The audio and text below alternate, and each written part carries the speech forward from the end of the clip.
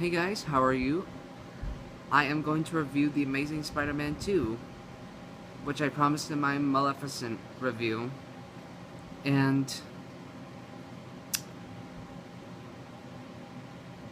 boy, it is just terrible.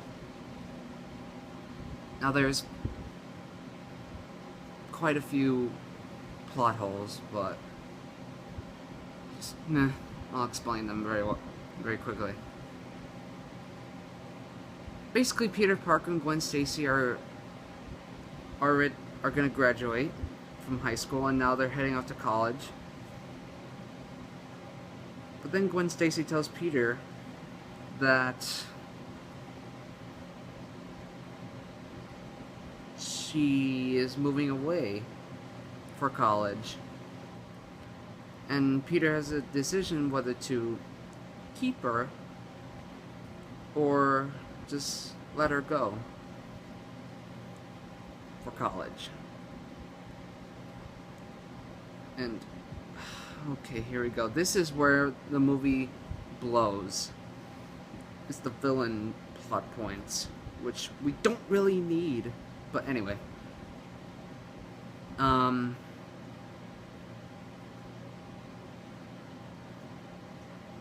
There's a scientist named, I think it was Max, but he's played by Jamie Foxx, and he has an obsession for Spider-Man.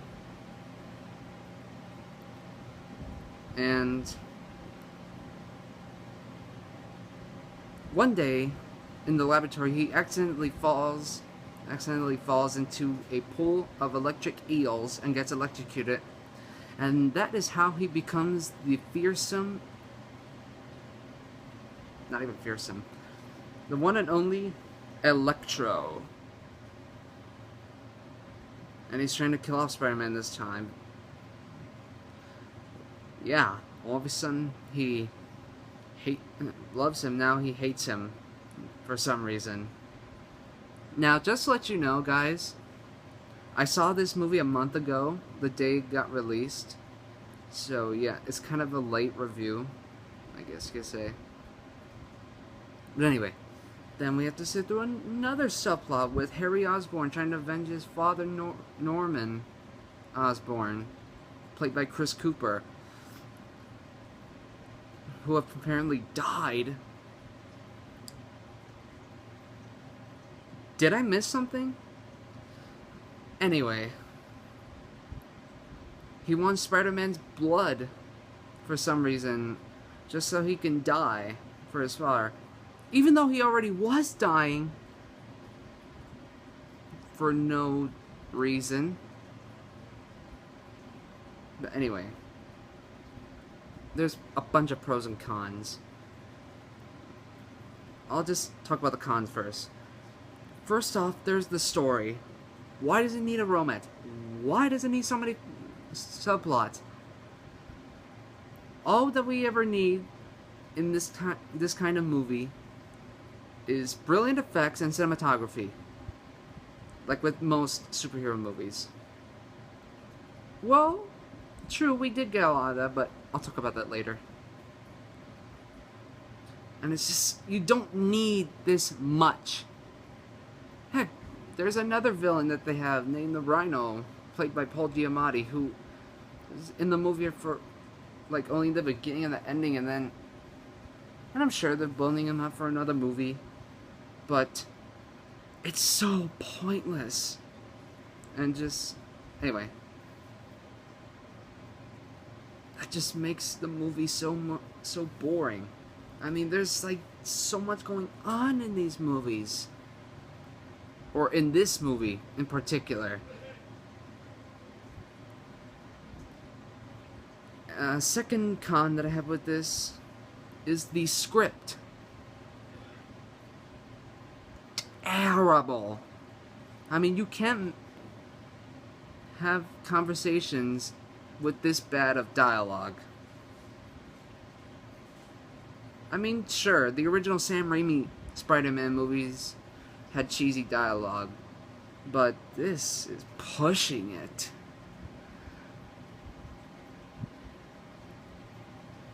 Oh, and also the execution of the plot threads, of the villain plot threads, is just...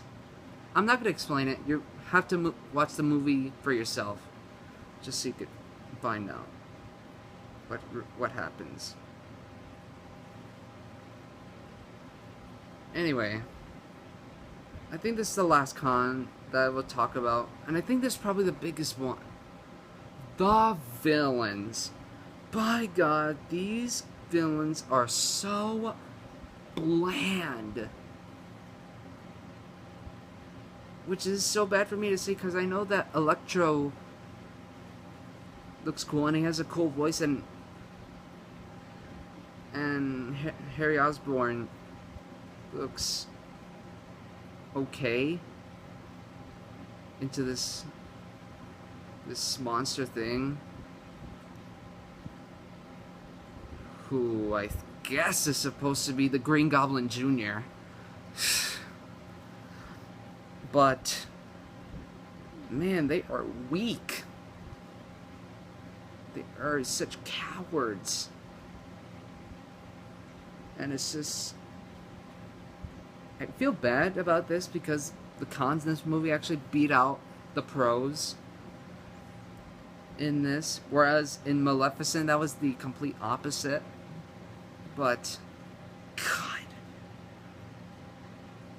But hey, that doesn't mean that there are any pros about this movie. Peter Parker is good. Andrew Garfield is good as Peter Parker. And... which, to be honest, I actually do like the acting in this movie. I think it's alright.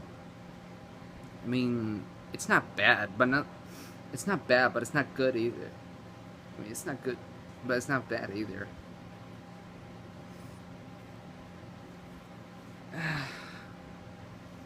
Anyway, and like most other superhero movies, the effects are cool, especially in 3D. Yes, I saw this in 3D.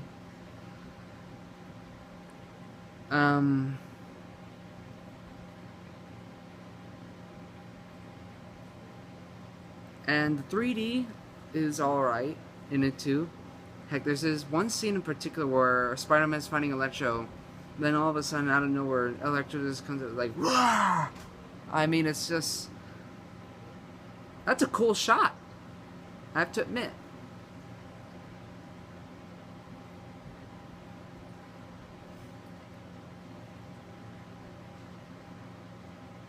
And the action's good.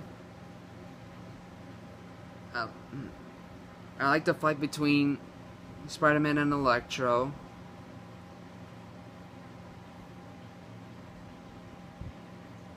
And the cast is fine. Andrew Garfield, Emma Stone, Jamie Foxx, Chris Cooper.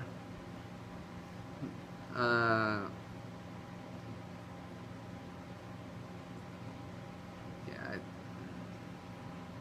But yeah, the cast is alright. I mean, you have Andrew Garfield, who I think is the best Spider-Man and Peter Parker to date. Because let's face it, Tobey Maguire is okay. But I think Andrew Garfield just steals this movie. And the first one.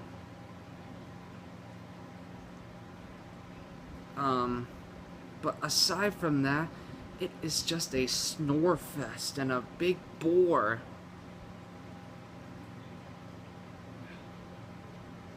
If I were to give a rating for this, out of 5 stars, man, I'm definitely giving it a 2. 2 stars. But that's it. That's my review of Amazing Spider-Man 2, which I saw a month ago, so it's kind of a late review.